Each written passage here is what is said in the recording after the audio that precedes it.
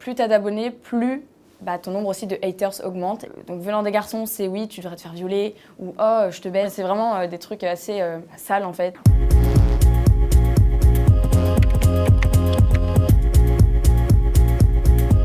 Moi c'est Romy, j'espère que vous allez bien. Alors pour me présenter un petit peu, je fais du lifestyle. Donc lifestyle ça comprend en fait tous les trucs que je kiffe. Je fais ça sur YouTube, donc j'ai 1,4 million d'abonnés.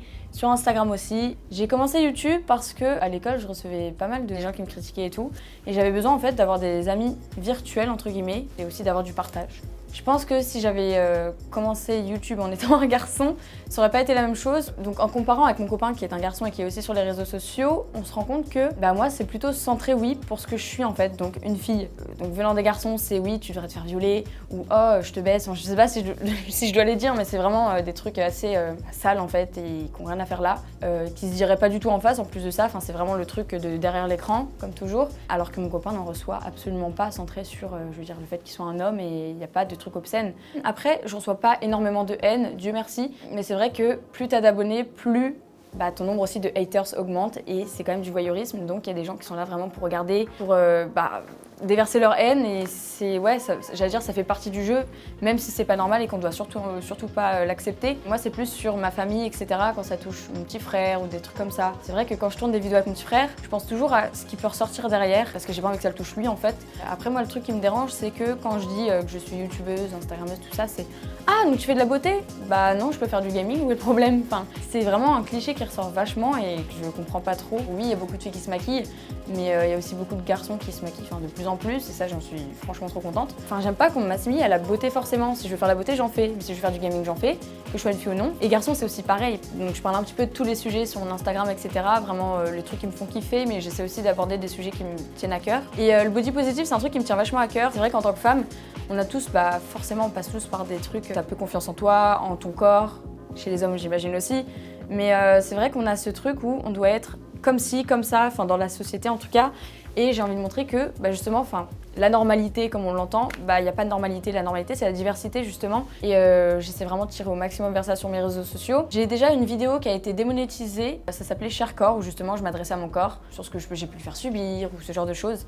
Et c'était une vidéo, je veux dire, pas du tout pornographique ou quoi que ce soit. Et elle a été démonétisée. En fait on voit des parties de mon corps mais il n'y avait vraiment rien de moi-même. De toute façon je montre pas mon corps comme ça. Mais j'étais en mode vraiment, vous avez pas compris le message je crois. Et c'est pas normal de démonétiser ce genre de choses. Mais le message est quand même passé auprès de mes abonnés, donc j'étais contente. Au final, l'argent, ça m'importait peu. C'est le message qui est passé, donc ça va. Sauf que quand je me mets à parler de ce genre de sujet, ce qu'il en ressort, bizarrement, c'est des femmes, pas forcément des garçons, c'est des femmes qui vont me dire « Pourquoi tu parles de ce sujet alors que t'es comme ci, t'es comme ça? Enfin, t'es parfaite. Tu parles de vergeture, mais t'en as pas. » Est-ce que vous êtes vous voyez mon corps? Non, pas forcément. Comme si, en fait, parce que je suis comme ça, tu dois dire que je dois pas me sentir mal.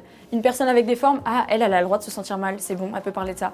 Bah non, c'est dans ton corps, tu sais si t'es mal ou pas, et les gens n'ont pas à te dire si t'es légitime à te sentir mal ou pas dans ton corps. Tant que ça va vers le positif et que tu veux aider les gens et que tu parles du body positif, fais-le en fait. Et il y en a marre de se critiquer et de se tirer dans les pattes, je veux dire en plus pour un sujet à la base qui est positif.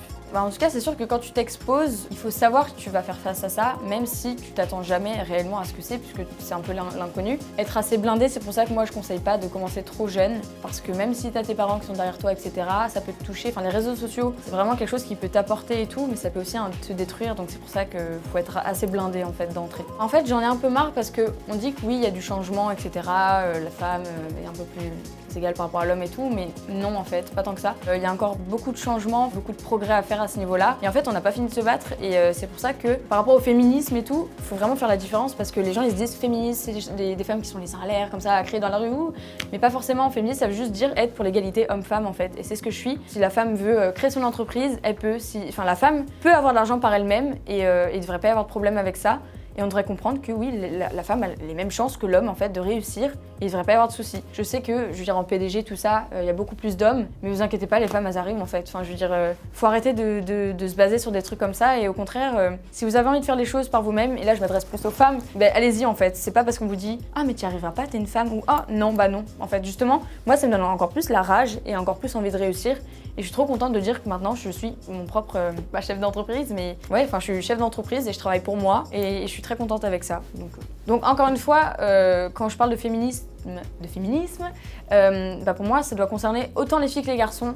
Je sais qu'on est plus de femmes à être sur ce sujet et à vouloir se battre pour ce sujet, et qu'au contraire je pense qu'on devrait se serrer les coudes tous entre nous, entre êtres humains dans un premier temps. Donc je vous encourage tous à être la personne que vous voulez être et à essayer de faire à votre niveau changer les choses, à partager vos valeurs et essayer de vous exprimer sur ce sujet.